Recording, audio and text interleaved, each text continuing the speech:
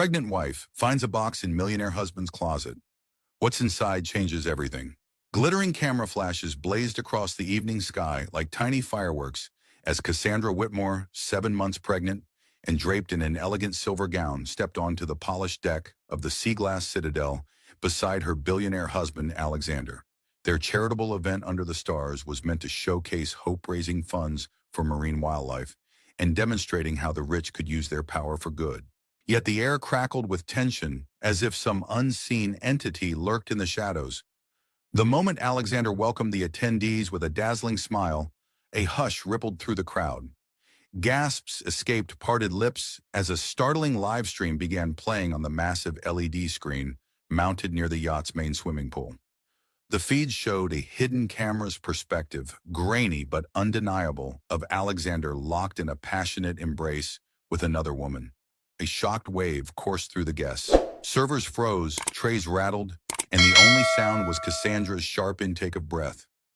She staggered, pressing a protective hand to her pregnant belly, while confusion and heartbreak collided in her gaze. Murmurs escalated into an uproar. Cell phones whipped out to record or tune in. Cassandra's best friend Jasmine Kay sprinted forward to steady her fear etched in her eyes. "He promised," Cassandra whispered, her voice trembling like a glass about to shatter. Just beyond the rail, whitecaps churned violently against the hull, mirroring her turmoil. When the footage shifted perspective, showing the same woman, Lorelei Graham, a model-turned-socialite, whispering intimately to Alexander. The hush, broken by stifled gasps, turned deafening. Cassandra stared at her husband, seeking any explanation, but Alexander's face registered the horror of a man blindsided in his own fortress. "Cass, I can explain," he faltered, stepping closer, but an invisible wall of betrayal kept her pinned in place. She could only shake her head, tears threatening to fall.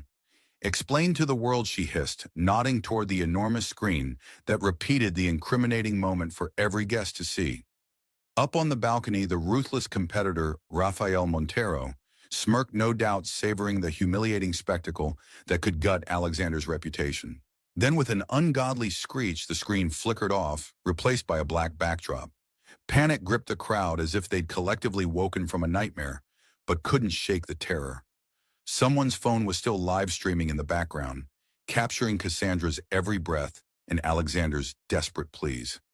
She turned to go below, deck her exit, graceless but determined, almost colliding with her lawyer friend Harold Denton, who looked on in alarm. For one unbearable moment, as Cassandra's tears finally spilled, the scene was pure chaos. Alexander reached for her, but Jasmine blocked him fiercely. The watchers parted to let Cassandra pass, uncertain whether to offer condolences or keep gawking. The hush of stifled shock still lingered in the luminous air, punctuated by the yacht's slow rocking on the waves. This was supposed to be the grand apex of Alexander Whitmore's philanthropic rise, and instead it had become a crucible of humiliation. Cassandra's heart hammered as she retreated, fighting against the tightness in her chest that threatened to rob her of breath. She was pregnant, exhausted, and utterly blindsided by the possibility that the man she loved had lied so brutally.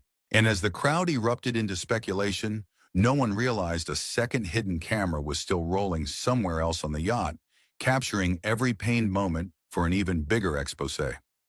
What would you do if your life's perfect illusion cracked wide open in a single relentless spotlight? The morning after the livestream fiasco dawned with an eerie stillness on the open sea, the sun a bleeding orange disk over calm waters. Cassandra found herself alone in her private sitting room, perched on a velvet chaise, staring at the glittering horizon. She couldn't help but flash back to how her life with Alexander began. She had been a bright-eyed event coordinator at an art exhibit in Manhattan when he swept in with his entourage, handsome, purposeful, and effortless magnet for the paparazzi. She remembered meeting him for the first time beneath the rotating spotlight of a grand sculpture, an installation piece that dripped molten gold. He'd flashed that charming half-smile as he introduced himself. "Alexander Whitmore, patron of the arts, and hopefully a patron of your heart." Yes, it was corny in retrospect, but at the time she'd blushed, enthralled by his confidence. Their courtship had been a whirlwind of helicopter rides over city skylines and private dinners at five-star restaurants. It seemed that every time Cassandra thought she might be overwhelmed by Alexander's opulence, He revealed his gentle side. He donated millions to orphanages and women's shelters. He humored her simpler dreams, like building a public library in her old neighborhood. She fell for him not just because of the lavish gifts, but because he seemed to have a genuine desire to do good and redeem his family's cold legacy. The wedding that followed had all the trappings of a headline: a cathedral draped in roses, a guest list brimming with celebrities, a string quartet performing classical love songs. Cassandra remembered gliding down the aisle feeling like she was stepping into a real-life fairy tale, the orphan girl who found her prince. But now, as the memory of his betrayal played relentlessly in her mind, she couldn't help wondering if there had been hidden faults in their foundation. She recalled an odd moment the night before their wedding, a text that flashed on Alexander's phone, just an unknown number, but with the words, "We need to talk." He had dismissed it as a business emergency. She'd let it go in the rush of final arrangements, but the niggling sense of worry had never truly subsided. Gazing across the sea from her plush refuge, she reached for her cell phone to check if Alexander had tried to contact her. There were countless missed calls and messages, none of which she wanted to open right now. Instead, she scrolled aimlessly, her thoughts returning to the humiliating scene on the deck. She pictured that woman's face in the live stream. Lorelei Graham, a statuesque blonde, often featured in glossy magazines clinging to wealthy patrons. Cassandra had glimpsed Lorelei once or twice on the party circuit, but never considered her a threat. Now that she was pregnant, the idea of her husband fathering a child with another woman, or even having an affair, cut deeper than she thought possible. Perhaps it was the hormones, but her tears came easily as she wrapped a protective arm around her belly. She felt powerless, tainted with shame, that a deeply personal betrayal was now fodder for the entire world to dissect. As a hush settled over the yacht corridors, Cassandra rummaged through old pictures on her phone, stumbling onto an image from a year ago, she and Alexander smiling at the christening of the sea glass citadel. He looked so earnest in that photo, unstoppable, and shining, the man who promised to love her forever. She found a note in her own handwriting beneath that image. "Our love can weather any storm." The irony nearly choked her. That was before she suspected the storm might come from within. The memory weighed heavily as she rose from her seat. She had to face Alexander eventually, but first she needed to calm the swirl in her mind. If only that ominous clue, the suspicious text before the wedding, had been addressed. If only she hadn't written it off as a passing curiosity. Now her fairy tale felt full of invisible cracks, and she was uncertain whether the next wave might shatter her life completely. What would you do if your past brushed your cheek like a warning you never heeded? Determined to regain a shred of dignity, Cassandra summoned the courage to join Alexander for a private breakfast in the yacht's sun-drenched galley. The tension was as thick as the clouds of steam rising from the cappuccino machine. She wore a flowing caftan, trying to camouflage her trembling under the soft fabric, while Alexander sported a crisp linen shirt that did little to conceal the guilt shading his eyes. "I never wanted it to come out like that," he said, voice scratchy, as if he'd spent the night gargling regret. He motioned for the steward to bring coffee, but Cassandra waved it off. Her appetite for comfort or caffeine was gone. "So it's true," she said quietly, cutting to the core. Her tone was firm, though her heart hammered relentlessly in her ears. Lorelei Graham. The name tasted bitter on her tongue. Alexander flinched. "There's a complexity you don't understand," he began, but the moment he tried to justify himself, Cassandra's hands tightened into fists beneath the table. "I don't want riddles, Alexander. I want to know if you slept with her." Instead of giving a direct answer, he deflected. "Listen, there were times, business trips, moments of weakness." Cassandra felt the air sucked out of her lungs. She watched him flounder in her silence, evidently trying to salvage a scenario that might make him look less monstrous. That was the first sign she thought that he might not only be guilty, but also too cowardly to come clean. Then his phone buzzed.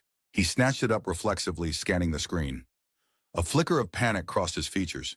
Cassandra's stomach twisted. She recalled other times she had caught that same expression once late at night when she rose for water and found him huddled in the hallway whispering into the phone. He had claimed it was an overseas philanthropic partner. Another time, weeks before the pregnancy was confirmed, he had abruptly canceled a romantic getaway to the Greek Isles after receiving a similar suspicious call. Those puzzle pieces were falling into place, painting a troubling portrait of a man juggling secrets. Is it her? Cassandra asked, her voice so calm it startled even herself. Alexander stared at the phone. No, a business matter, he mumbled. She didn't believe him, and by his posture, he knew it. She grabbed the phone right from his grip, adrenaline surging only to see a text from Lorelei's name. She read it aloud. We need to talk about the next step. Cassandra felt her vision tunnel. The next step, a baby, a plan to sabotage her marriage. She flung the phone onto the table, nearly overturning a porcelain sugar bowl. If there's more to this, you'll tell me now, she hissed, forcing each word. But Alexander stared at her helplessly. In that vacant silence, she realized he was ensnared in something deeper than a casual fling. Her heart hammered with the terrible suspicion that Lorelei might be blackmailing him, or worse, that he genuinely had feelings for her. She pictured every moment Alexander had been mysteriously absent over the past few months, every stifled phone call that he'd labeled urgent business. She thought of the times she'd found receipts for lavish gifts she never received. Now here was the ugly truth manifesting in real time, like storm clouds rolling over calm seas. She was pregnant with this man's child, and he was entangled in a relationship with another woman. She felt cornered, trapped on this floating palace, forced to watch her carefully curated life unravel. Desperate for an escape, she clenched her jaw and stood, ignoring the wave of dizziness. Get your story straight, she commanded, stepping away. Because if you can't be honest, I'll make decisions that neither of us can reverse. She turned and left him at the table, phone buzzing incessantly with Lorelei's demands. What would you do if the person you trusted most painted your future in venomous secrets? Whispers spread like wildfire through the yacht's elaborate halls. By mid-afternoon, guests were discreetly packing their bags or huddling in corners, anxious to avoid the scandal swirling around their host. Cassandra, tired of lurking in shadows, decided to reclaim her voice. She marched onto one of the open-air decks where a scattering of socialites and philanthropic elites pretended to sunbathe, but were in reality glued to their phones, waiting for the next big headline.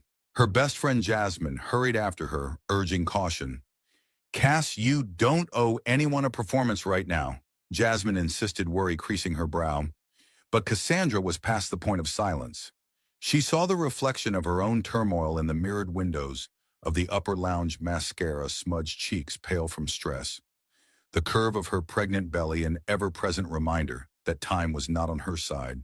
I want them to know I'm not some porcelain doll, she said, voice trembling with the determination to stand tall. A hush fell as she approached the gaggle of curious onlookers, many of whom had attended her wedding or cheered her philanthropic efforts over the last year.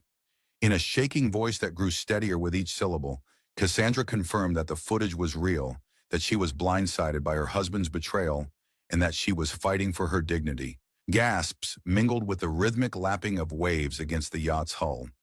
People recorded her with their phones, broadcasting her raw confession across social media.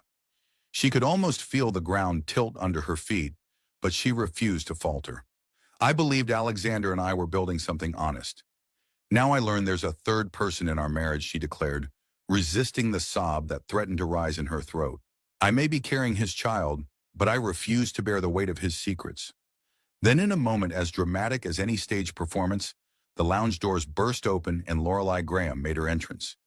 Dressed in a sleek black sundress, her hair swirling in the sea breeze, she stood at the threshold with a self-assured grin. Cassandra's pulse thundered. Lorelei glided forward, ignoring the astonished faces around her, until she was just steps away from the pregnant wife she had so thoroughly wronged. Alexander isn't the only one who gets to speak, Lorelei announced with chilling calm.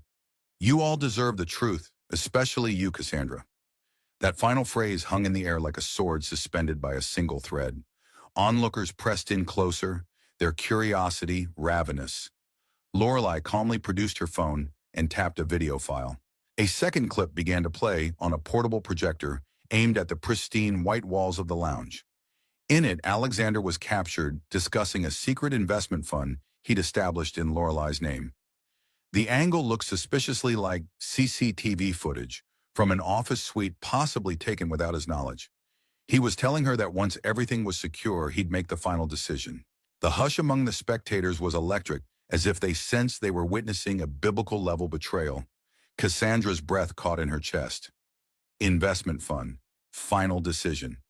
She felt dizzy, the edges of her vision, fraying. Lorelei's triumphant smirk told Cassandra everything she needed to know.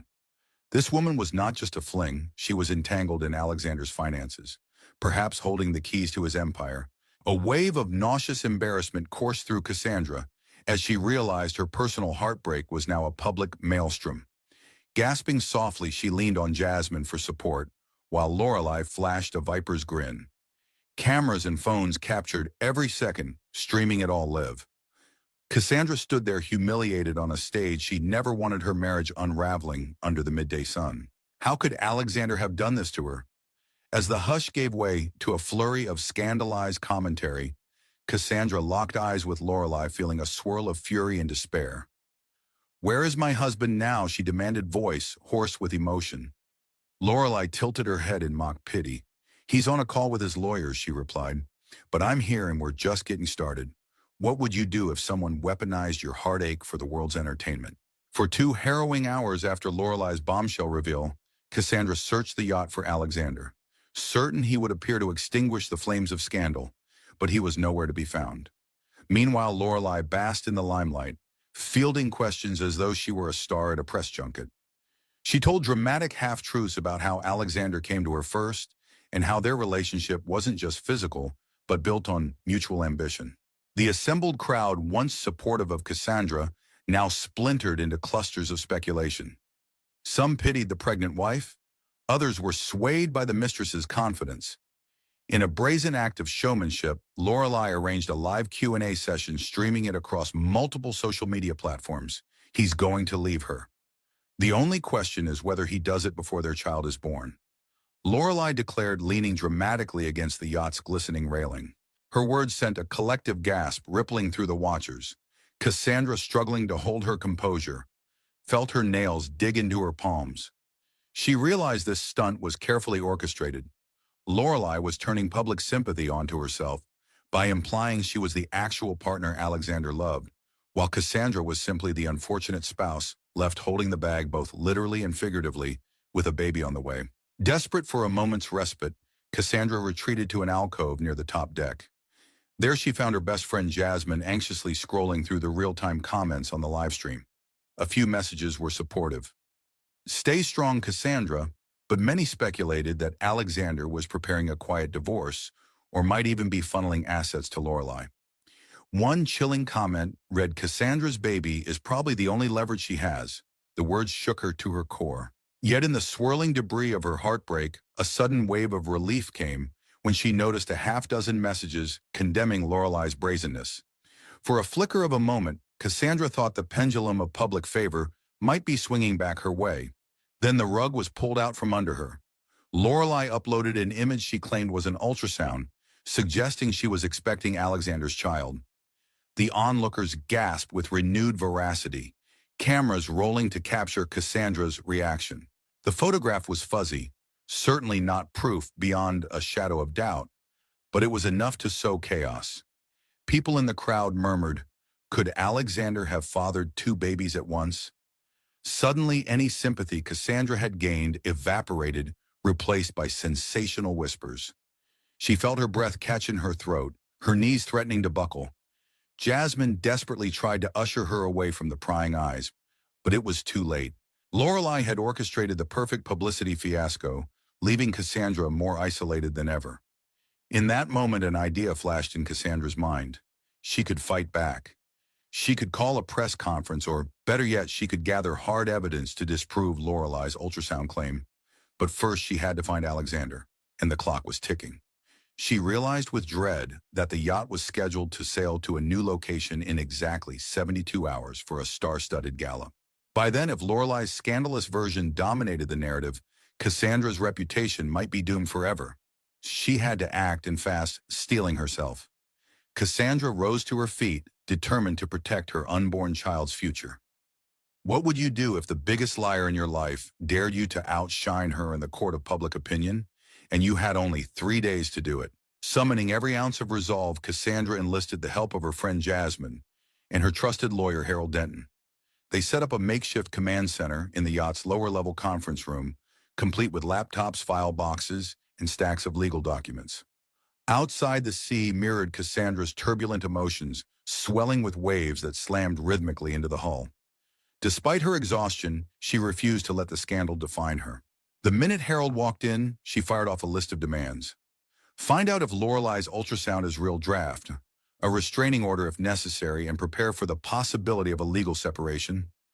Harold was taken aback by her fierce tone, but obliged without question. He started combing through the digital footprints Lorelei had left online, searching for any sign of forged medical records. Meanwhile, Jasmine reached out to allies journalists she'd befriended, influencers sympathetic to Cassandra's plight, trying to shift the narrative away from the mistress's attention, grabbing claims. By evening, Cassandra still hadn't spoken to Alexander. Rumors swirled among the yacht's staff that he was locked in negotiations with a powerful rival, Rafael Montero, who had seized the opportunity to exploit the swirling gossip. Cassandra realized that Alexander's business empire teetered on a knife's edge. Any sign of domestic turmoil could scare off investors, and Montero was waiting like a vulture. Yet she found herself caring less about the financial repercussions and more about the betrayal. How could Alexander vanish in the face of such a personal crisis? She felt her baby kick in gentle protest, as if sensing her mother's agitation. That physical reminder triggered a surge of protective instinct. If Alexander doesn't come forward, she told Jasmine, I'll protect myself and my child alone. Her expression was resolute, tinged with heartbreak. He can lose everything if he thinks it's better to hide. Late that night, as the moon cast wavering silver paths across the waters, Cassandra prepared a press statement with Harold's guidance. It announced her intention to legally separate from Alexander if he refused to address the scandal and reaffirm his commitment to their marriage and to the truth. One paragraph warned Lorelei that false claims of pregnancy would lead to defamation suits. With a trembling hand, Cassandra signed the statement, each pen stroke an act of both survival and heartbreak. She could almost feel the yacht's engine hum in her bones, a mechanical promise that time was slipping away. Once this statement went public, the clock would truly be ticking, pushing both Alexander and Lorelei toward a confrontation no one could avoid. Indeed, a quiet dinner that evening turned into a swirl of rumors. Guests whispered about the possibility of a ruinous divorce, about the monstrous sums at stake, about Cassandra's unborn child who might inherit a fractured empire. No one seemed to consider her emotional wreckage. She overheard one couple remark that her marriage was probably doomed from the start. She was never on his level. Such cruelty stung, but the flame of anger only fueled Cassandra's resolve. She had lost too much face already. At midnight, she authorized Jasmine to distribute the statement to major media outlets. She refused to be a silent victim. If Alexander was complicit or too cowardly to stand by her now, then she would hold her own. The next morning promised to bring a storm of queries from reporters anchored on speedboats around the sea-glass citadel. Cassandra prepared to face them, no matter the cost. As she closed her eyes for a fleeting moment of rest, she wondered, what would you do if cornered by betrayal on all sides? Would you remain silent? Or would you roar your truth to the heavens? At the break of dawn, the first calamity struck like a lightning bolt across a pitch-black sky. Cassandra's phone lit up with frantic texts from Herald tabloids were running an exclusive story claiming that Alexander was not only entangled with Lorelei, but had also misused millions in charitable donations to hide lavish gifts for her. The scandal was far worse than a mere affair. If proven, he could face legal scrutiny. Cassandra's stomach dropped in horror. She hurried to meet Harold in the conference room, ignoring the pounding behind her eyes. If these accusations stick, Harold warned, this becomes criminal. It won't be just a divorce, it'll be a trial. The thought of wearing a brave face through a criminal investigation while heavily pregnant felt like drowning in quicksand. Barely had she absorbed that blow when the second calamity slammed into her. Jasmine rushed in pale as a ghost carrying her tablet. A major media outlet had published a doctored photo showing Cassandra in a secret rendezvous with Rafael Montero, one of Alexander's fiercest competitors. The headline screamed that Cassandra had orchestrated the scandal to sabotage Alexander's empire from within. It was ludicrous, but the unscrupulous Montero must have staged it to strike Alexander at his weakest point. This is insane, Cassandra gasped, tears burning her eyes. The image, though obviously manipulated to anyone who knew her, well fed directly into the appetite for scandal. Suddenly she found herself labeled a gold-digging conspirator in certain social media circles. With both Alexander and Lorelei lying low, Cassandra had no immediate way to refute the lies except by issuing another statement, which seemed to fan the flames further. Her name was being dragged through the mud while she was struggling to breathe. Then the third calamity descended with merciless force. A hailstorm of sea and wind battered the Sea Glass Citadel, forcing the captain to issue an urgent directive: everyone had to stay indoors. The yacht's once peaceful anchor began to strain under surging waves, and the windows rumbled with thunderous reverberations. Amid the chaos, Cassandra felt a horrible tightening in her abdomen, more intense than the usual discomfort. Fear shot through her. She clutched her belly, suspecting these weren't just Braxton Hicks contractions, but something far more serious. Jasmine panicked, helped her to the medical suite on board. While waves slammed against the yacht, the onboard physician examined Cassandra's vitals and frowned. "Stress is triggering premature contractions," he warned. "You need rest and calm, or you risk going into early labor." Those three blows delivered in rapid succession left Cassandra gasping for stability in a world spinning off its axis. She lay on a narrow bed, the engine's vibrations rattling her bones, each contraction reminding her how fragile life had become. Alexander was still missing in action. The storm howled outside, threatening to tear the yacht from its anchor, while allegations, forgeries, and heartbreak hammered at her psyche. She realized she'd never felt so powerless. Her attempts to fight back seemed only to incite more attacks. Outside the medical suite door, the hush of anxious guests spilled into the corridor. None dared interrupt her, unsure if she was villain or victim. She shut her eyes, images colliding in her mind. Alexander's guilty face, Lorelei's smug grin, the tabloid's scathing words, the manipulated photo with Montero. She couldn't even trust the ocean to remain calm. The doctor insisted on monitoring her throughout the night, hooking her to machines that beeped in a steady, nerve-wracking rhythm. In that bleak moment, Cassandra wondered if her child might come into this world surrounded by lies and illusions. The swirling storm outside hammered the windows, a savage testament to the upheaval in her heart. What would you do when calamity after calamity leaves you stripped of all defenses? By early morning, the tempest had calmed, leaving the Sea Glass Citadel bobbing gently on choppy waters. Cassandra, eyes heavy with fatigue, stepped from the medical suite, determined to seize control of her life. She found Alexander at last hunched over a makeshift boardroom table with his head in his hands. Beside him stood Harold Denton, a half-dozen corporate advisors, and a swirl of documents, detailing everything from philanthropic discrepancies to hush-money payouts. The tension was suffocating. When Cassandra approached, Alexander looked up with eyes that were bloodshot but resolute. Without preamble, he confessed his entanglement with Lorelei. "She threatened to leak my financial manipulations if I didn't comply," he muttered, voice brittle. The affair it was real, but it became a weapon she used. Cassandra felt equal parts anger and weariness. She wanted to scream, "How could you do this to me?" But instead she held herself rigid. "You misused charity funds," she asked softly, horror sliding through her. Alexander nodded, shame creeping into his features. "Some of the donations I made to the Orphans Fund were redirected to a shell account for Lorelei. She claimed it was only temporary, but then she blackmailed me once she had proof." The room was silent except for the hum of the air conditioning. Harold broke in. "We have evidence that Lorelei forged certain documents to implicate you in more serious crimes. However, she also has legitimate evidence of your wrongdoing." This is a mess. Cassandra's world tilted again.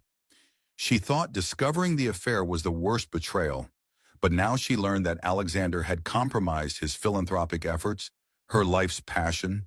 She closed her eyes, remembering how sincerely she believed in changing the world together. "You used the cause I love for your deception," she whispered. "How can I ever trust you?" He had no answer, just a silent welling of tears in his eyes. Harold cleared his throat, setting a fresh stack of documents on the table. "We've scheduled a meeting with Lorelei's legal team in 4 hours, after which we can either propose a settlement or begin formal proceedings to confront her publicly. But there's more." Harold tapped a final paper. "Rafael Montero is circling. He's trying to freeze Alexander's assets, citing the scandal. If we don't address the accusations swiftly, we could lose control of the entire empire. At those words, Cassandra felt a twinge in her belly, the memory of the near contractions from last night still raw. The future of her child's stability might hinge on how they handled the next few hours. She glanced at Alexander, uncertain whether he was an ally or a liability. At that moment, the door swung open, and in walked Jasmine with a digital tablet in hand. "Lorelei is on her way," she announced. "She wants to hold a press conference right here on the yacht. Her live stream is already on, capturing every step she takes." Anxious murmurs filled the cramped space. The ticking clock that Cassandra had dreaded was now blaring in her mind, amplified by every tremor of the yacht and every beep of the wall-mounted screens. They had 4 hours, but it felt like 4 minutes. Cassandra squared her shoulders. "We fight," she declared, voice trembling with fierce resolve. "I'm not letting her rewrite my life. If you want to save this empire and any chance at our marriage, you'll stand with me, Alexander." He inhaled shakily and gave a tentative nod. "Kun will." Outside, the ocean horizon was brightening, but the looming meeting with Lorelei promised only darkness. Cassandra ignored the stabbing swirl of anxiety in her gut, focusing on the documents Harold handed her. They had to prove the authenticity of certain financial records and disprove Lorelei's. Perhaps if she had the courage, she'd also confront Lorelei about the alleged second pregnancy. Tense minutes ticked by as they prepared their case, the hush around the table saturated with dread. What would you do when the final confrontation with your antagonist marches toward you step by step with the world watching? The next few hours erupted into frantic preparation. Cassandra pored over documents detailing wire transfers, searching for any sign that Lorelei had edited them to inflate Alexander's wrongdoing. Harold led a digital forensics team that combed every email and text exchange between Alexander and Lorelei, hoping to prove that Lorelei had manipulated him, not just emotionally but legally. Meanwhile, Jasmine combed through the social media timeline of Lorelei's so-called pregnancy announcement, looking for evidence that the ultrasound images were stock or stolen. At first glance, the entire plan felt overwhelming, but the sense of purpose propelled Cassandra forward. For once, she wasn't just a deer in headlights. She was a woman on a mission, determined to shield her unborn child from a future shaped by lies. Alexander lurked on the periphery, disheveled and tormented, occasionally providing more context or clarifying fuzzy details. Despite the betrayal, Cassandra observed genuine remorse in the slump of his shoulders and the tremor in his voice. Part of her still wanted to hate him for the heartbreak, but another part saw the wounded man cornered by his own hubris. 3 hours flew by like minutes. Crew members scurried to set up a private lounge on the yacht for the confrontation with Lorelei, and her legal entourage removing the more frivolous decor to transform it into a semblance of a negotiation chamber. Outside, media boats circled like sharks. Cassandra learned from Jasmine that a rumor was swirling about an official divorce announcement potentially being made at the press conference. The whispers stung because Cassandra hadn't made up her mind on that matter. She wondered if revenge might be the stronger motive now. Perhaps she should publicly file for separation to strike first. Yet she couldn't shake the image of her child's future. A nasty, prolonged fight could tarnish everything, casting a shadow over the baby's earliest days. With the storm of scandal, raging clarity eluded her, but she knew she had to protect her baby above all else. Then, just when it seemed they might have a slender chance at building a coherent defense, another suspicion nagged at Cassandra. All this might be a distraction. Lorelei was cunning enough to stage something huge while drawing their attention to financial details. "Don't forget her claim about being pregnant," Cassandra reminded Harold and Jasmine. "If she can produce even a shred of believable medical proof, it could overshadow everything else, turning public sympathy in her favor." Harold nodded gravely, explaining that they'd arranged for an independent medical consultant to be on standby to verify her claims if she dared present them. The hours ticked down. Cassandra prepared a short statement to read if cameras were allowed, hoping to shift the public narrative to the concept of extortion by a spurned lover. She refused to let Lorelei's version reign supreme. Alexander rehearsed a confession of wrongdoing, limited to the truth of the affair and the misdirected funds, but emphasizing how he had attempted to correct it. The whole plan was precarious, and Cassandra's hands were ice cold whenever she paused to reflect. Finally, with minutes to spare, she retreated to a small powder room to gather her thoughts. Gazing in the mirror at her own wan complexion, she traced the gentle curve of her belly. "We're in this together," she whispered to her unborn baby, forcing herself to believe it. "We won't let someone else determine our fate." A knock at the door signaled it was time. She stepped back into the corridor, heart pounding. Outside the windows, the sun glittered off the waves, a deceptive calm that masked the storm about to take place in the negotiation lounge. What would you do on the brink of a confrontation that could redefine everything you thought you knew? The meeting began in a haze of tension. Lorelei arrived dressed in an ivory-sheathed dress that mimicked Cassandra's pregnant silhouette, a subtle taunt that made Cassandra's skin crawl. She sauntered into the lounge with a lawyer and an assistant, both wearing smug half-smiles. The second they settled around the circular conference table, flash bulbs from a carefully orchestrated camera crew flickered through the windows. Cassandra's pulse quickened, but Harold called for calm, insisting the negotiations remain confidential. Lorelei shrugged as if she had no control over the press, but the glint in her eyes said otherwise. Then in a voice dripping with feigned concern, Lorelei asked how Cassandra was holding up, "Considering your delicate condition." Cassandra clenched her jaw and refused to be rattled, determined to preserve what dignity she could. Surprisingly, the first half of the discussion went somewhat smoothly. Alexander admitted to funneling charitable funds to Lorelei, but insisted her claims of deeper illegal activity were fabricated. Lorelei attempted to wave a stack of alleged bank statements in his face, but Harold produced digital logs that contradicted her figures. This minor victory gave Cassandra a flicker of hope, a momentary sense that the tide might be turning. Lorelei's lawyer, a stern-faced man named Clifford Henson, tried pivoting to the pregnancy angle, but Harold coolly stated they would only address that matter if Lorelei provided credible medical documents. Lorelei hesitated, a split-second flicker of uncertainty crossing her features. Cassandra's heart soared. Maybe she had been bluffing. During a recess, Cassandra stepped onto the adjacent balcony for a breath of fresh ocean air. Alexander followed cautiously. For the first time in days, they had a moment alone. His expression was remorseful. Lines of worry etched around his eyes. "I'm so sorry," he said quietly, gaze lingering on her belly. She swallowed hard, not wanting to dissolve into tears again. She realized that despite everything, a small part of her needed reassurance from him. "I know our marriage may never be the same," she managed, voice quivering, "but our child deserves at least a chance at normalcy." He lowered his head. "I'll do anything to fix the damage I've done," he pledged, eyes flicking to the horizon, where the sunlight danced on waves like scattered diamonds. "If that means I relinquish half my holdings to you, or if you want a divorce, I won't fight it. I just want you to know I'm committed to being there for our baby." Those words, raw and pained, made Cassandra inhale shakily.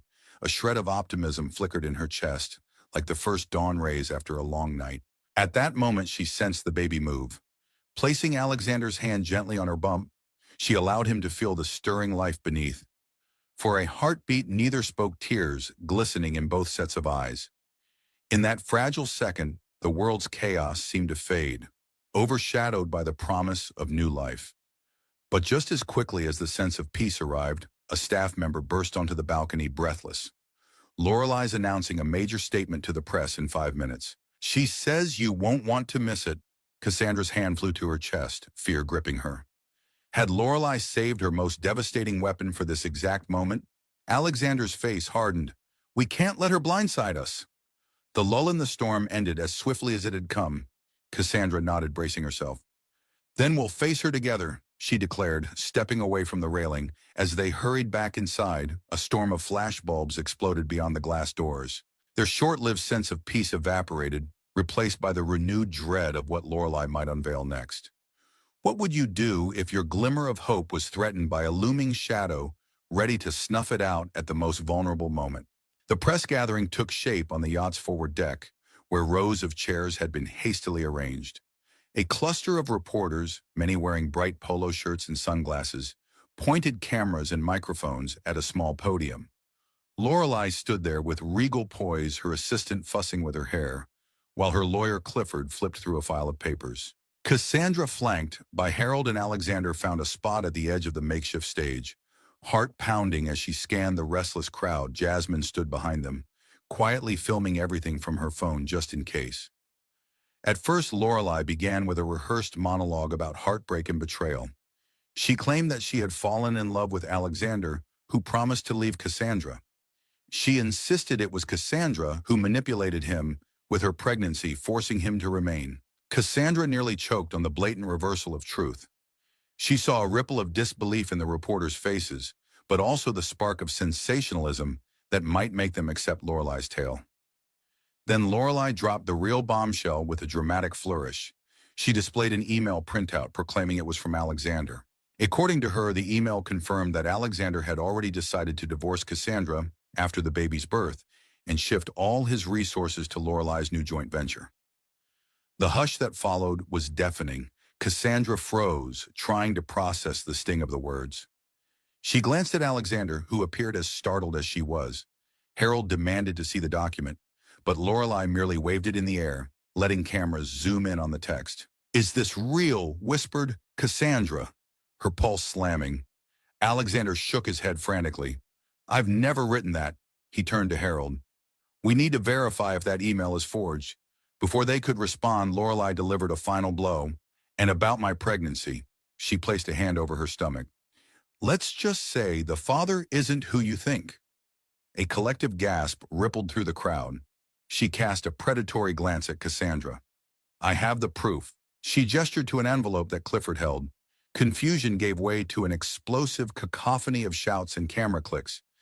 If Lorelai's baby wasn't Alexander's, had she been framing him the entire time? Or was she implying something even more twisted?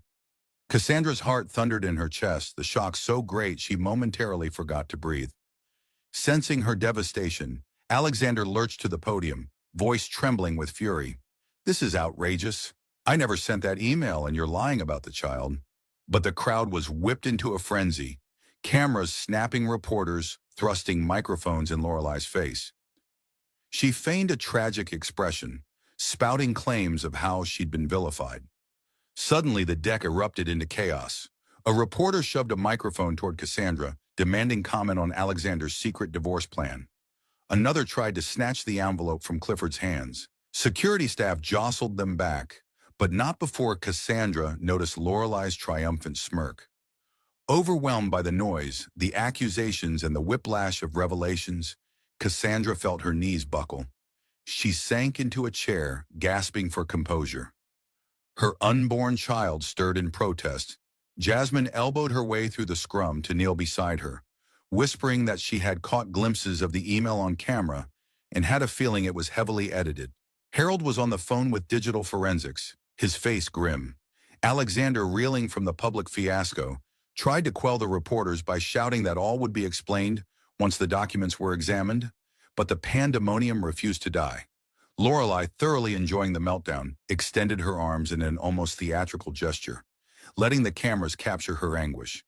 Cassandra's eyes welled with tears, but she blinked them back. She had never felt so thoroughly battered, not just by Alexander's original betrayal, but by this unending avalanche of manipulations.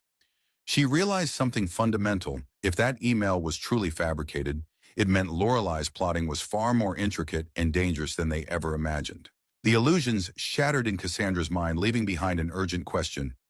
What would you do if someone's final revelation threatened to unravel everything you believed about your life and your child's future? Mere hours after Lorelai's theatrical press debacle, the setting sun stained the sky in shades of lavender and crimson. A somber hush draped the sea glass citadel, as though even the yacht needed to catch its breath after the relentless turmoil. Most of the reporters had retreated to their speedboats, ravenous for new angles to spin the scandal. Security guarded every entry point, ensuring no further intrusions. In a private lounge lit by antique wall sconces, Cassandra, Alexander, Jasmine, Harold, and a small group of loyal staff gathered around a heavy wooden table. A single laptop glowed with damning evidence, the purported email that Lorelai displayed, downloaded and dissected by digital forensics. Harold explained, voice echoing in the hushed room. It's a composite assembled from multiple fragments of real messages Alexander sent over several months. She stitched them together to create the impression of an impending divorce plan.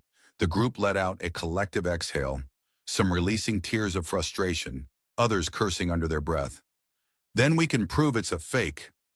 Alexander said, hands shaking with relief and anger. Yes, but that won't stop the rumor. Harold warned. We'll have to go through the courts to clear your name, and the media might cling to the story. In the meantime, Jasmine scrolled through her phone. Social media is exploding. Half the people think the email is real. The other half think Lorelai is a con artist. It's war out there. Cassandra wrapped her arms around her belly, grateful at least that the unborn child remained still, as if sensing the need for peace. In a quieter voice, Cassandra asked, "What about her pregnancy claim?" Harold shook his head. "So far, no verified medical records. We suspect she's lying for attention or to extort more money. But proving a negative is always harder than proving a positive." Cassandra felt exhaustion flood her bones. She remembered how Lorelai had soared on that deck, enthralling the cameras with her illusions. It frightened her how easily one determined individual could manipulate public perception.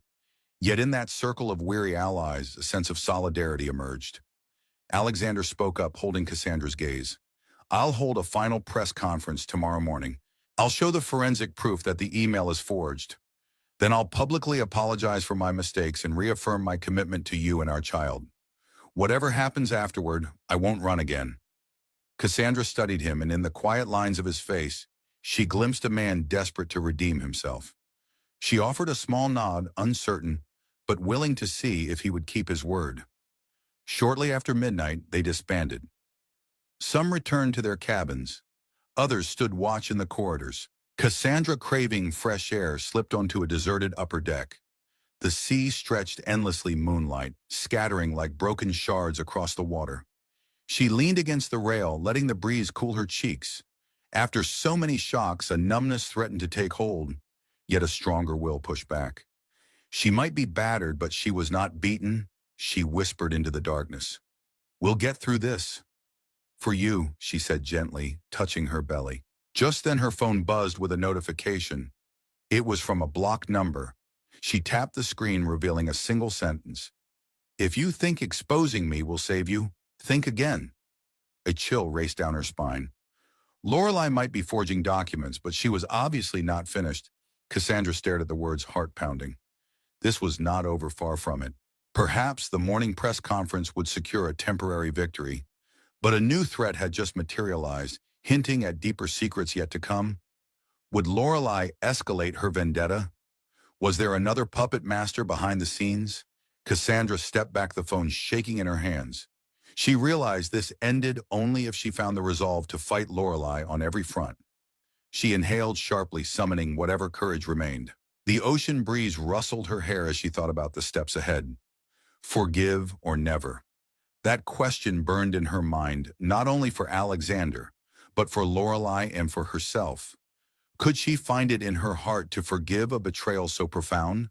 Or was the path forward paved with revenge? She turned her gaze to the open water, letting the question linger like an echo in the dark. Comment your verdict and subscribe for part 2.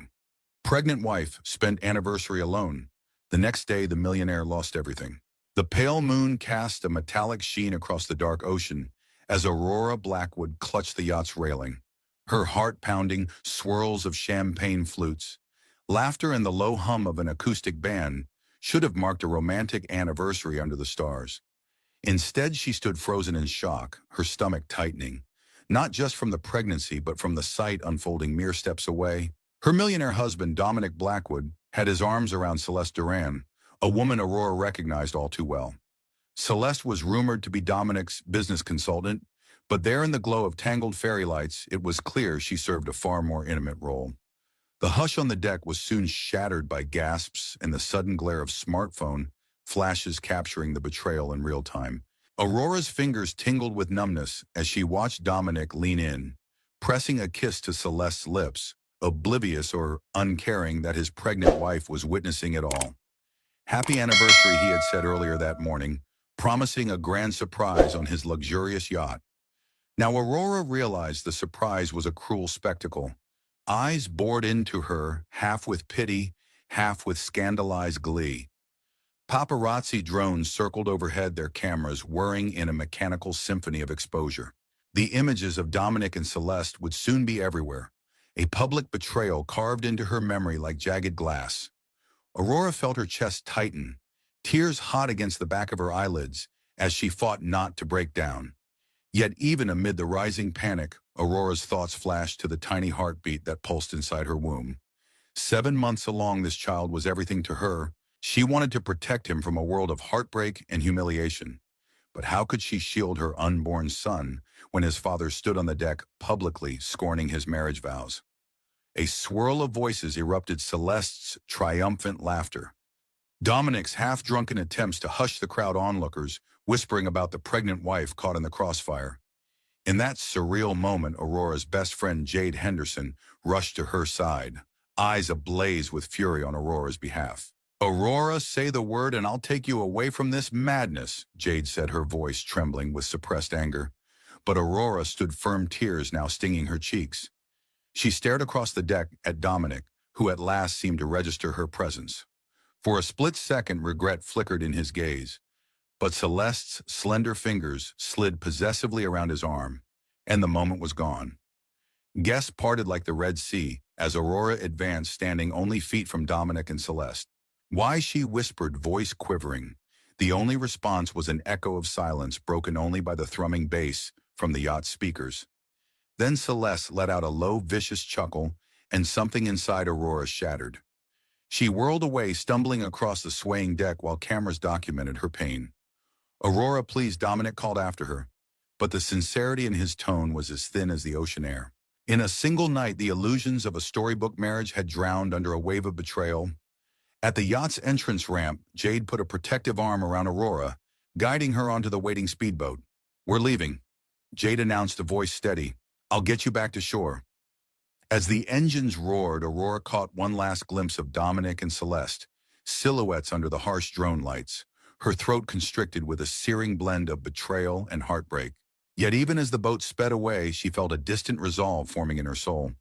How could Dominic do this on their anniversary and with the world watching? She forced herself to breathe, cradling the life inside her. Would you walk away silently, or would you confront them head-on?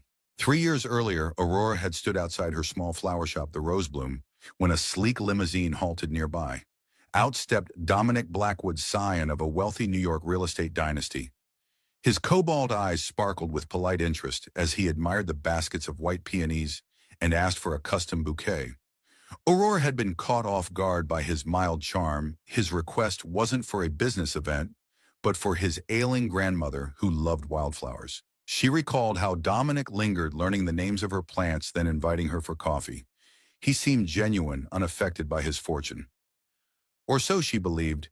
In that heady spring, Aurora found herself laughing with him at rooftop dinners, his warm attention bridging the gap between her modest background and his glittering circles. But from the very start, there had been a faint misalignment in the fairy tale. A single offhand comment at a charity gala where Aurora first met Celeste Duran laid the foundation for a future suspicion. Celeste's disparaging remark that some women were only in love with Dominic's bank account, not his heart, made Aurora's cheeks burn. Celeste had flashed a cunning, wine-red smile that night, but Aurora brushed it aside as jealousy from a colleague. Now looking back, she realized that moment was a warning sign she'd chosen to ignore.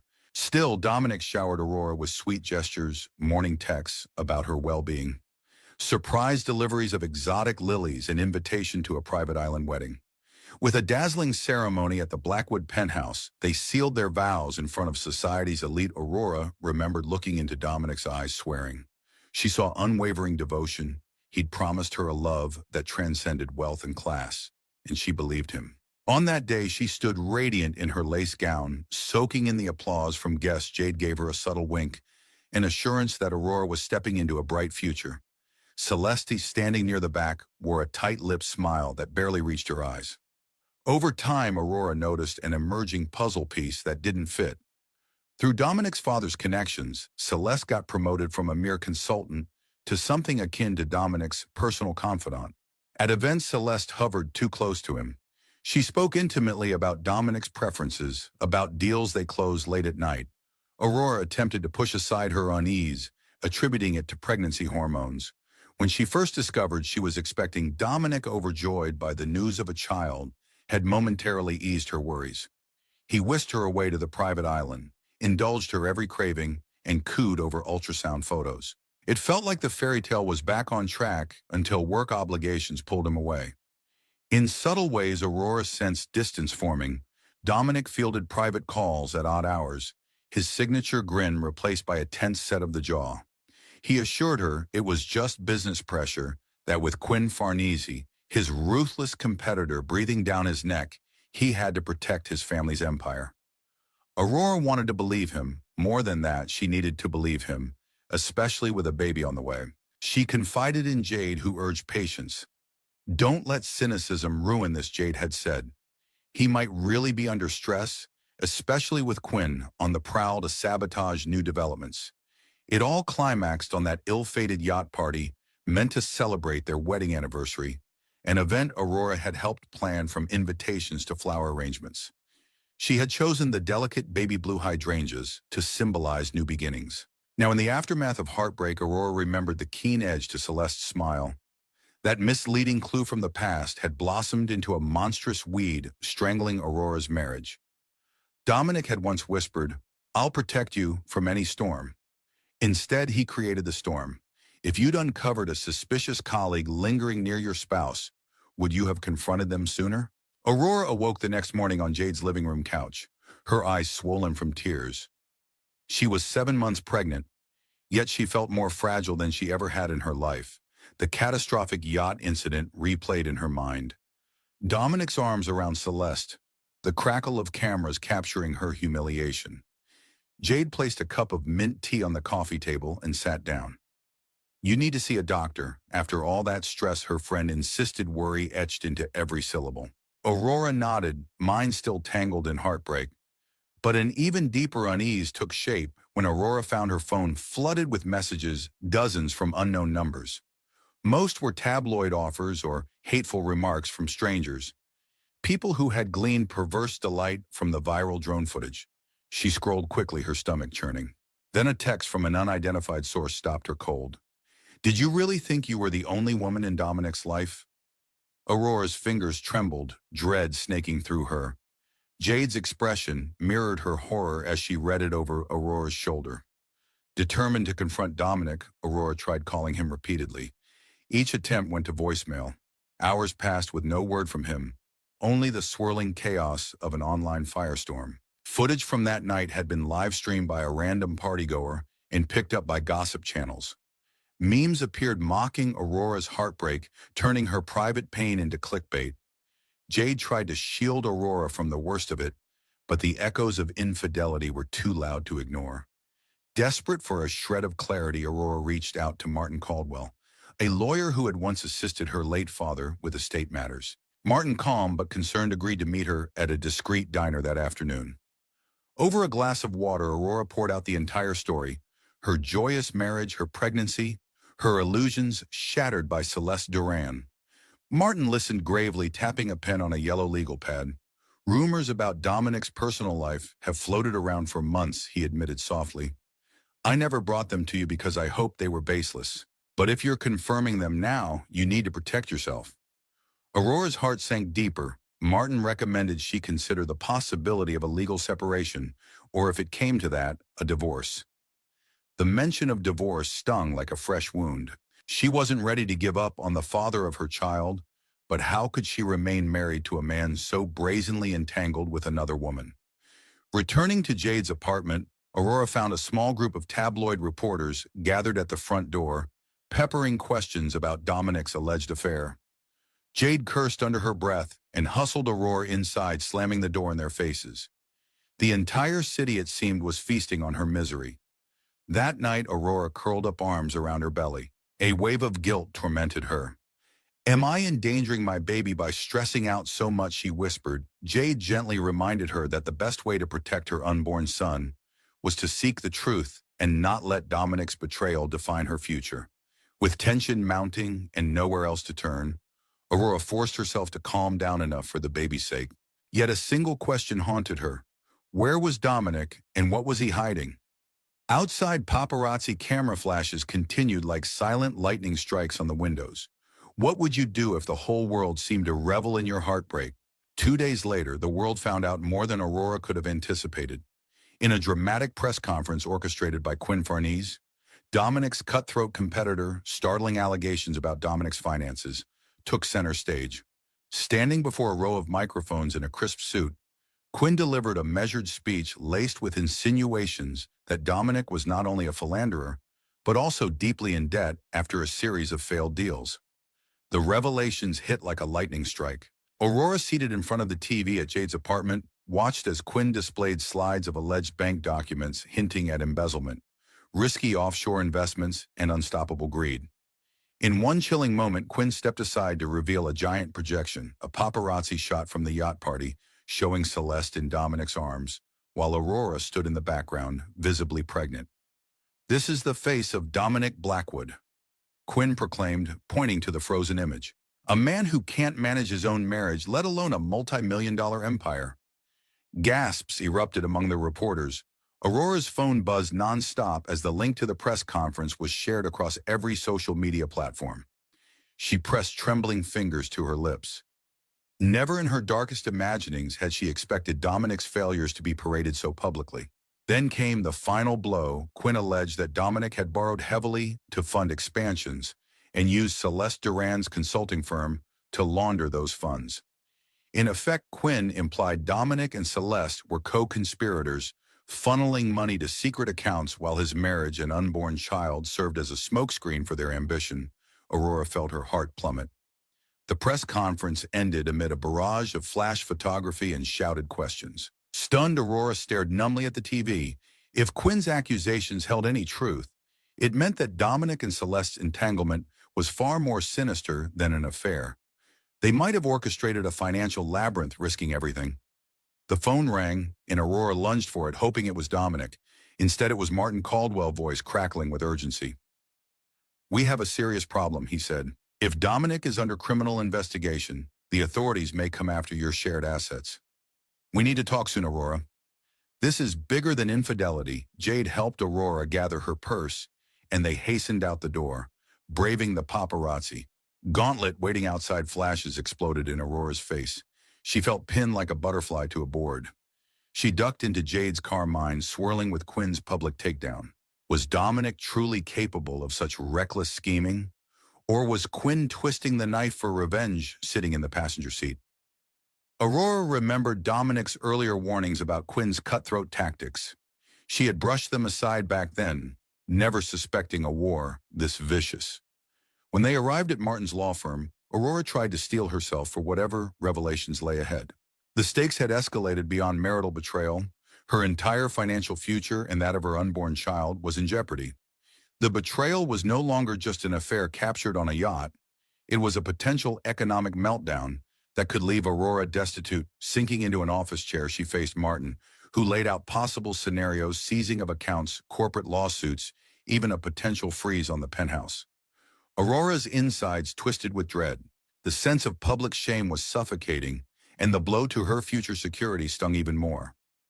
If your partner endangered your livelihood and your child's future, could you ever forgive them? At dawn the next morning, Aurora scrolled through her phone, anxious for any statement from Dominic.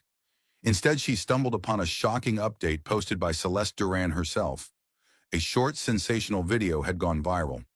Celeste lounged on a velvet chaise inside the Blackwood penthouse, wearing a silk robe, obviously from Aurora's own closet. In her hand, she clutched a flute of champagne. "I want to clear the air," Celeste purred into the camera, her meticulously styled hair catching the golden light. "There have been outrageous claims about me and Dominic, but the truth is," she paused, savoring the dramatic hush, "I am pregnant too." Aurora felt her pulse thunder in her ears. A blast of fury, shock, and heartbreak seized her breath. Celeste pregnant. Dread coursed through Aurora's veins as the implication was unmistakable. Dominic might have fathered another child. The effect was immediate. Social media exploded in a frenzy, with viewers speculating and dissecting every detail. Pity for Aurora quickly morphed into something more complicated. Some believed Celeste's claim, turning Aurora into the unfortunate wife, while others suspected Celeste of scheming to further ruin Dominic's reputation. Jade slammed her laptop shut in disgust, her voice shaking. "She's a snake, Aurora. a snake craving attention. Yet in that moment, Aurora detected the faintest flicker of relief. If Celeste was lying about her pregnancy, and Aurora had every reason to suspect so, then perhaps the public might sense Celeste's manipulative streak. For a split second, Aurora believed this outrageous stunt could backfire on Celeste, rallying public support behind the real pregnant wife. Indeed, comments poured in. This is too perfect. Celeste is just trying to get money. Aurora is the rightful Mrs. Blackwood. The tide of sympathy began to turn. But then came a brutal twist. A new wave of drone footage emerged courtesy of an anonymous leak that claimed to have captured moments in which Dominic and Celeste boarded a private jet to a tropical resort months before. The date stamp revealed it coincided with Aurora's early pregnancy complications, a time when Dominic had sworn he was on urgent business in Tokyo. The leaked images showed Dominic guiding Celeste onto the plane, with an arm around her waist, the kind of tenderness Aurora used to treasure. The internet reeled at the revelation, and Aurora's fragile sense of moral high ground collapsed. If Celeste was indeed pregnant now, who could say how long this betrayal had been going on? Pain jolted Aurora's pregnant body like an electric shock, and Jade had to steady her before she fainted. In an instant, that glimmer of hope for a surge of sympathy vanished under a tsunami of new condemnation. Aurora saw comments shift from pity to scorn. Aurora must have known this was happening. How pathetic, Dominic is a monster, but she's naive for staying with him. Another savage wave of public opinion hammered Aurora's psyche. She had been so close to regaining some dignity, only to have it crushed by more revelations. Through her tears, Aurora felt a slow, simmering anger eclipse her heartbreak. Celeste's game was about more than claiming a pregnancy. It was about snatching every last shred of Aurora's respect, leaving her the scorned, pitied wife. Aurora's world spun, but within the upheaval, a fierce resolve started to form. She pressed a hand to her belly, counting the baby's rhythmic kicks. Her child was the single unshakable truth she had. If you discovered another woman claimed to be pregnant by your spouse, how would you fight back? And that's when Martin Caldwell's call came in, urging Aurora to file legal motions immediately. A new clock was ticking, and she had to take drastic steps before Celeste tightened her hold on Dominic's wealth, or worse, claimed Aurora's place entirely. Later that day, Aurora, still weak with emotional exhaustion, found herself in Martin Caldwell's wood-paneled law office. The smell of polished mahogany and old leather set a grave tone. Papers lay strewn across the conference table, each one spelling out potential legal strategies. Martin's gaze was sympathetic but firm. Celeste's new claim makes it essential we move fast, he explained, sliding a draft of a legal separation document toward Aurora. If she's bluffing, we'll expose it. If she's not, Dominic's estate could be implicated. You must protect yourself and your baby. Steadying her trembling hands, Aurora signed the initial forms, effectively putting a fence around her personal assets, what little she had, and signaling that she might seek a divorce. A pang of sadness reverberated through her chest. Never did she imagine that the man she once adored would push her to this. But as she inked her name, a thread of resolve wound through her. She was fighting for her child's future. This wasn't about petty revenge. It was about survival. Within hours, the legal notice was served to Dominic's office, though no one had actually seen him there for days. Jade stood beside Aurora outside the courthouse, snapping pictures of the posted notices, evidence that Aurora was taking a stand. A wave of reporters loomed beyond the fences, hungry for a statement. Instead, Aurora kept her head high, refusing to say a word. Her phone buzzed relentlessly, but none of the calls were from Dominic. In fact, she suspected he might be dodging the entire chaos. That evening, Aurora tried to find solace in the quiet of Jade's apartment, but a sudden pounding on the door made her heart lurch. Through the peephole, she recognized Quinn Farnese. His hair was slicked back, a self-satisfied grin tugging at his lips. Jade opened the door warily. Quinn stepped in with a flourish, speaking in a low, confidential tone. Dominic's empire is teetering on the edge, he said, ignoring Jade's glare and focusing on Aurora. I came to offer you a proposition, information in exchange for your cooperation. I know where Dominic's hidden assets are. I also know Celeste's secrets. Aurora's blood turned cold. This was the same man who had publicly humiliated Dominic, the same rival who might be fueling the scandal. Why would you help me? She asked, arms protectively around her belly. Quinn's gaze flicked to Jade, then back to Aurora. Because if Dominic goes down in flames, I want to make sure I land on my feet. I've had my eye on certain real estate deals the Blackwoods controlled.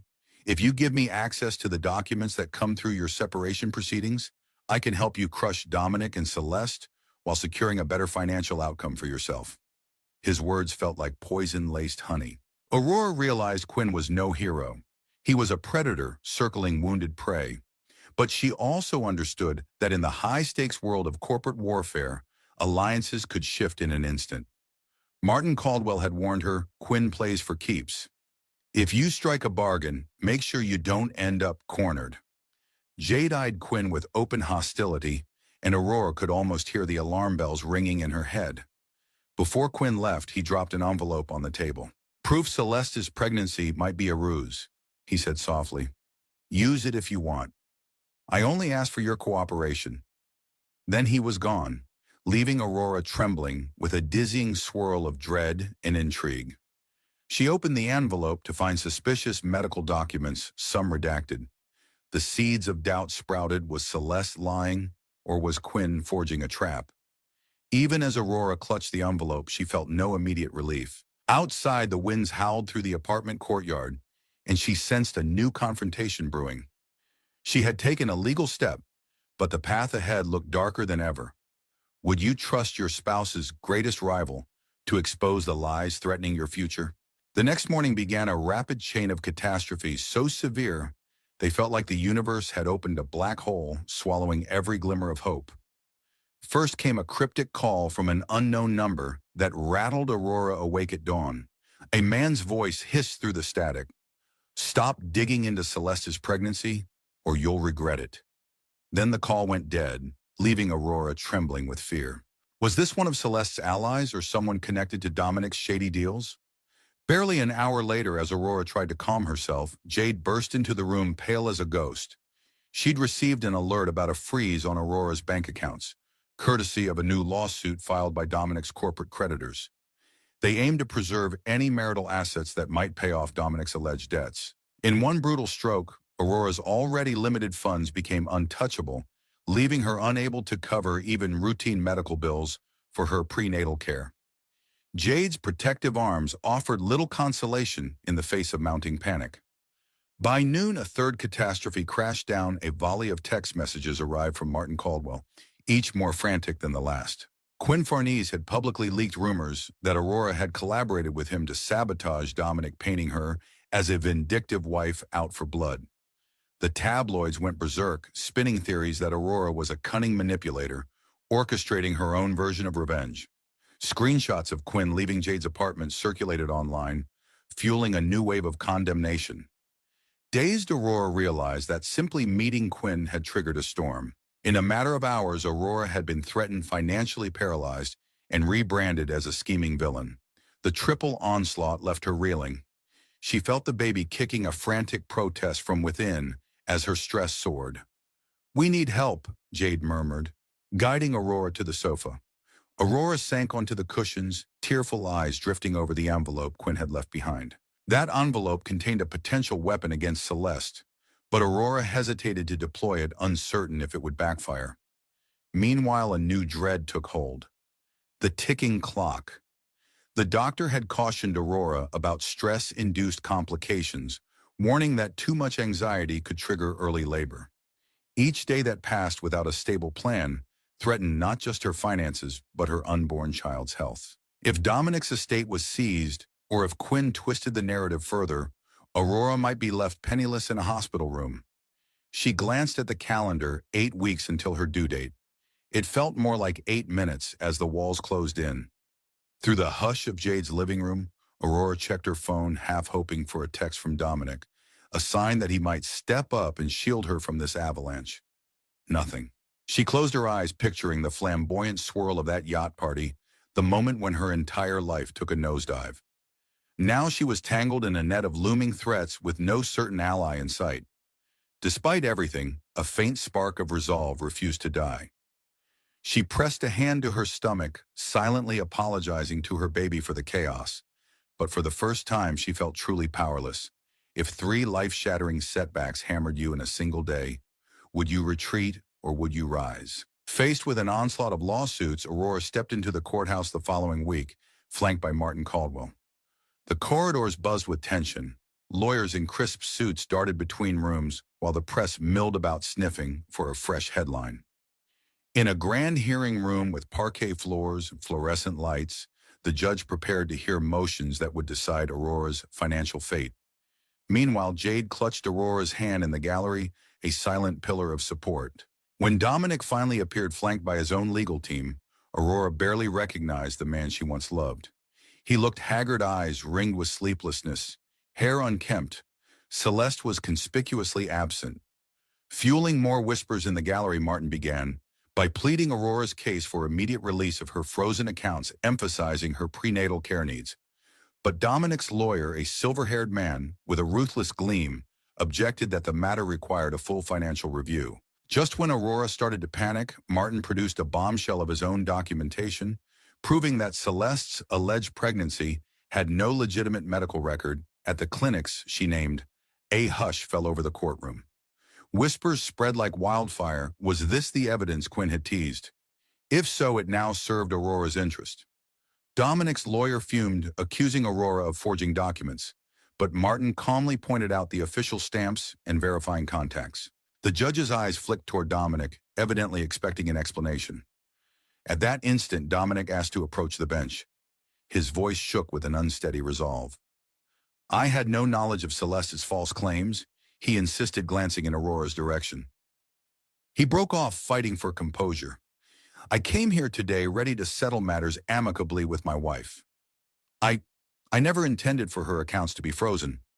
The sincerity or desperation in his tone was hard to decode. Aurora felt tears prick her eyes, uncertain whether to believe him. Was he only saying this because Celeste's lie had cornered him? The judge ordered a brief recess. Aurora rushed to the hallway, taking shallow breaths as Jade hovered protectively. Suddenly, Dominic approached, ignoring his own counsel's protests. He looked at Aurora with a haunted expression. "I'm sorry," he whispered. "I never meant for it to get this far. There was pressure from Celeste, from Quinn. I was reckless, but I swear on our child I didn't want you harmed financially." His words were a delicate glimmer of hope, but Aurora's heart pounded with caution. She recalled her earlier illusions, how easily Dominic's charm once convinced her of anything. Inside the courtroom, the hearing resumed with a surprising outcome. The judge unfroze a limited portion of Aurora's funds, sufficient for her living and medical expenses, until her due date, while setting a schedule to examine the rest of the finances. This partial victory left Aurora's shoulders lighter, but not for long. As the judge banged the gavel, Dominic's lawyer announced a new lawsuit courtesy of outside investors, claiming Aurora might have benefited from Dominic's alleged mismanagement. The words landed like a second gavel, crashing, nearly toppling Aurora's fragile sense of relief. Outside reporters swarmed for comment. Martin shielded Aurora from their cameras. She glimpsed Dominic weaving through the crowd, guilt etched into the line of his jaw. For a split second, their eyes met. She recalled the tender nights when he'd play guitar softly in their penthouse, promising the world to her. Now all that remained was a swirling chaos of broken trust and legal warfare. If you gained a small reprieve in court only to face a fresh suit moments later, how would you muster the strength to keep fighting? Retreating from the legal storm, Aurora found temporary refuge in a humble rental house near the city's edge. The penthouse was under scrutiny, and Jade's apartment had become a magnet for paparazzi. With Martin's help, Aurora secured a short lease on a modest 2-bedroom bungalow. The chipped paint on the porch and the squeaky floorboards were a world away from the opulence she once knew, but it granted her a measure of privacy to prepare for motherhood. Over the coming days, Aurora waded through boxes of her belongings, each item laced with memories of her marriage. Old Polaroids of romantic dinners, with Dominic birthday cards scribbled with declarations of everlasting love. The thick wedding album that felt like someone else's dream. In quiet moments, she found herself brushing tears aside, determined not to drown in nostalgia. For her child's sake, she needed forward momentum. She used her partial funds to schedule a prenatal appointment, relieved to see the baby's strong heartbeat pulsing on the ultrasound monitor. That gentle thrum gave her renewed purpose. Ethan, she'd decided if it was a boy, Maybe Evelyn, if it was a girl. At the same time, Martin hammered out a strategy to handle the new investor lawsuit. Since Aurora's name was on some joint assets, the plaintiffs believed she might have helped funnel money. It was a baseless accusation. She was the pregnant wife caught in a crossfire, not some secret accomplice. Yet in the court of public opinion, guilt by association lingered. The ticking clock Martin warned about was back. In a matter of weeks, they had to produce financial disclosures to prove Aurora's innocence or risk losing even the modest bungalow. Then a phone call from Dominic added a layer of confusion. He claimed he was divorcing Celeste both personally and professionally. According to him, Celeste had forged documents to blackmail him. "I've discovered new details," he said, voice trembling, with something like regret. "Celeste was in talks with Quinn Farnese for months. She engineered the yacht betrayal to break our marriage." Despite her anger, Aurora couldn't help feeling a pang of pity at his desperate tone. She wanted to dismiss him entirely, to see him as irredeemable. But something in his voice reminded her of the man who once left love notes in her flower shop. Jade, ever the protective friend, remained skeptical. "If he's so innocent, why did he flaunt Celeste in front of the cameras on your anniversary?" Aurora shrugged helplessly, lacking a logical explanation. Even so, a small seed of compassion sprouted. Perhaps Dominic had been manipulated, or perhaps he'd manipulated himself under greed and fear. She told Jade she intended to meet him face to face to hear him out. "Don't trust him," Jade warned. "He's a smooth talker, and you're emotionally vulnerable." Aurora prepared for this meeting with a heart full of misgivings. She practiced what she would say, demanding answers, clarifications. But an unexpected development at the last minute postponed it. Celeste had gone live on a social media stream claiming Dominic was desperate and lying through his teeth. The spectacle overshadowed Aurora's quiet attempt at reconciliation, shifting media attention back to Celeste's allegations. Once again, Aurora's fleeting sense of control dissolved under public theatrics. Standing on the bungalow's creaking porch, Aurora inhaled the crisp dusk air. Tomorrow she'd have another ultrasound, a small milestone of hope. But beyond that, the swirling drama threatened to re-emerge at any moment. If you began to rebuild your life in the midst of betrayals and lawsuits, would you invite your ex back in for answers or slam the door for good? On a drizzly afternoon, Aurora stepped into the medical clinic for her detailed ultrasound. The steady beep of monitors and the antiseptic scent offered a strange comfort. With Jade by her side, she winced slightly at the cold gel on her belly. The sonographer's gentle hum guided the probe, and soon the screen revealed a tiny wriggling silhouette. "Strong heartbeat," the technician said kindly, pointing to the rhythmic pulsing. Aurora's eyes watered with joy as Jade squeezed her hand. This moment felt like a fragile sanctuary, a promise that amid the chaos, new life was still unfolding. As she wiped the gel from her skin, Aurora couldn't resist a small smile. For the first time in what felt like an eternity, she was reminded that she had reasons to hope. Another thought crossed her mind. Maybe she could finally break free from the drama Dominic had dragged her into. She pictured herself reading bedtime stories to her child in that humble bungalow, forging a life built on truth, not illusions. Yet the hope was short-lived. Before Aurora could even leave the clinic, Jade's phone buzzed with an emergency text from Martin Caldwell. "Celeste just held a press conference with Quinn Farnese. She's declaring the child is Dominic's, and he's planning to pay her hush money."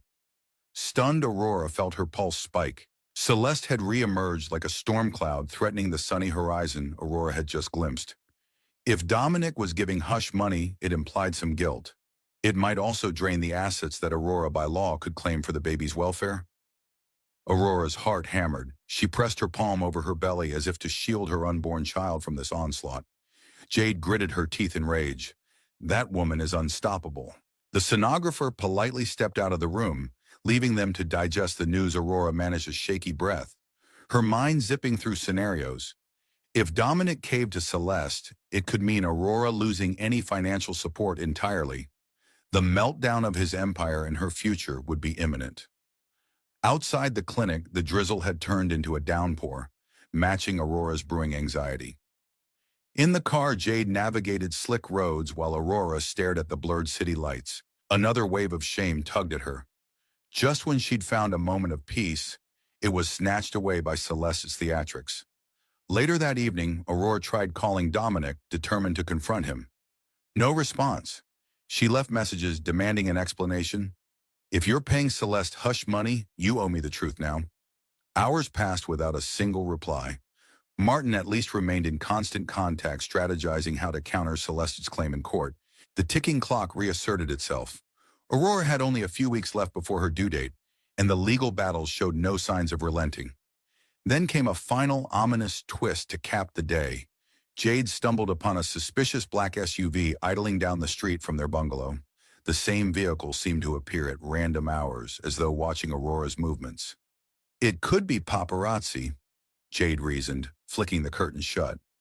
But the longer it loitered, the more it resembled intimidation. Another attempt to rattle Aurora? Another sign Celeste or Quinn had eyes on her. Lying in bed that night, Aurora cradled her belly, listening to the rain lash the window. Her mind churned with worst-case scenarios, being forced to deliver her baby amid an ongoing legal war, lacking the funds to provide a stable home, or facing the possibility that Dominic's hush money deals would sabotage them both. If every glimmer of hope for a peaceful life was threatened by hidden forces, could you keep your faith in a better tomorrow? 2 days later, Aurora finally cornered Dominic for a face-to-face meeting at a small cafe on the edge of the city. The neon lights buzzed overhead as she slid into a booth, her heart thudding in her ears. Across from her, Dominic looked disheveled, askew dark circles under his eyes. When he spoke, his voice was raspier than she remembered. "I didn't pay Celeste hush money." He began, burying his face in his hands. "That's Quinn's fabrication. She's never been pregnant. It was a ploy to destabilize my position and—" He trailed off, eyes drifting to Aurora's belly. "And ruin any chance that you and I could reconcile?" Aurora folded her arms protectively. "So you're telling me Celeste is lying, but you never denied the affair? The world saw you two on that yacht, Dominic." She locked her gaze on him, defying the wave of sadness that threatened to choke her. He inhaled a ragged breath. "Yes, I was involved with Celeste," he admitted, voice low. "But I was trapped in her schemes. She threatened to leak forged documents about my finances if I didn't cooperate. I'm not innocent, Aurora. I was weak and I betrayed you. But I swear the pregnancy claim is a total fraud." A flurry of emotions roiled through Aurora, a sliver of relief that Celeste's baby bombshell might be false overshadowed by the raw sting of Dominic's admission. She considered leaving right then, but the thought of their unborn child compelled her to press on. "If you're sincere, help me fight off the lawsuits. Tell the courts I had nothing to do with your debts." Dominic's eyes flicked with guilt. "I already have. I'll testify that you knew nothing about the offshore deals." Before Aurora could respond, her phone buzzed with a message from Martin. "Check your email, immediately urgent." She opened the attachment and her breath caught. It was a digital copy of a hidden email chain, apparently leaked anonymously. The thread contained Quinn Farnese and Celeste Duran discussing an elaborate plan to topple Dominic's empire by staging an affair at the yacht party. Celeste bragged about how easily she could manipulate Dominic's insecurities. Quinn raved about profits he'd gain once Dominic's assets cratered. They even mentioned their next step, tarnishing Aurora's reputation to block her from receiving any settlement. Aurora's mind spun.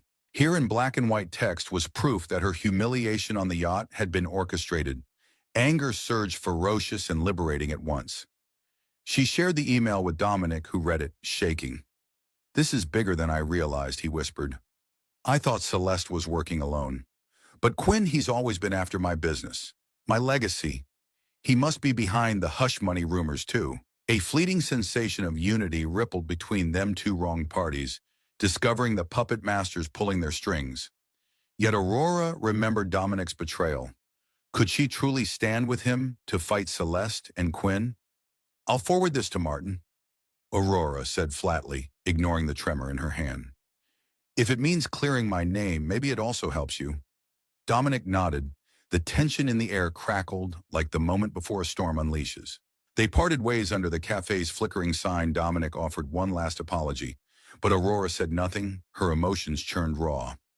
Outside, night had fallen and a stray paparazzi drone hovered overhead. She felt a prickle of dread, realizing that exposing Quinn and Celeste might provoke a final barrage. Yet with those emails, Aurora held the key to vindication. Would you trust a person who betrayed you if it meant taking down your mutual enemies? Within 48 hours, Martin Caldwell coordinated a bombshell legal filing featuring the leaked emails. The revelations ignited a media firestorm that dwarfed every prior scandal. Headlines exploded. Quinn Farnese and Celeste Duran's plot exposed. Dominic Blackwood vindicated. The judge overseeing Aurora's case immediately granted an emergency hearing. Cameras thronged the courthouse steps as Aurora and Dominic arrived separately, but both wearing expressions of grim determination. In the packed courtroom, Martin unveiled the incriminating emails, reading aloud key passages where Celeste and Quinn explicitly conspired to sabotage Dominic and tarnish Aurora to gain control of the Blackwood real estate empire.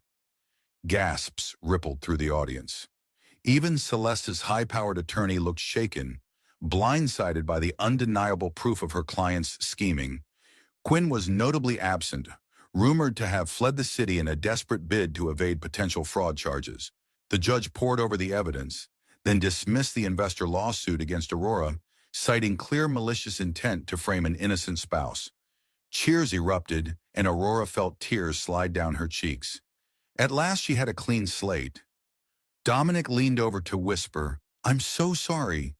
His voice thick with remorse. The judge further hinted that Celeste and Quinn would face criminal inquiries, though no final word was given on Dominic's own complicity in shady deals. Even so, a wave of relief flooded Aurora as she realized the nightmarish puzzle was dismantling piece by piece. Outside the courthouse, a small crowd clapped as Aurora emerged victorious. She spotted Jade in the throng, tears in her eyes, waiting with open arms. For a moment it seemed every heartbreak had finally been vindicated. Aurora clutched her belly, feeling the baby's strong kicks as if celebrating. The cameras captured a hopeful smile lighting her face, a stark contrast to the doom-laden expressions of weeks past. Yet as the day wore on, a final surprise awaited. Back at the bungalow, Aurora discovered a plain envelope slipped beneath the door. Inside was a single folded page, a paternity test for Celeste's non-existent baby. The result line read, "Inconclusive false sample." The signature at the bottom, Quinn Farnese. A scribbled note read, "Consider this my last calling card." There are deeper layers than you know, Aurora's heart lurched.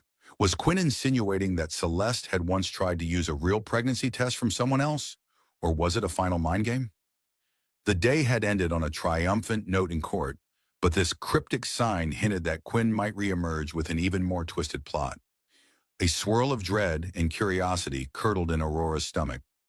The doorbell rang, and she nearly jumped, expecting the worst. Instead, Dominic stood on the threshold, looking vulnerable.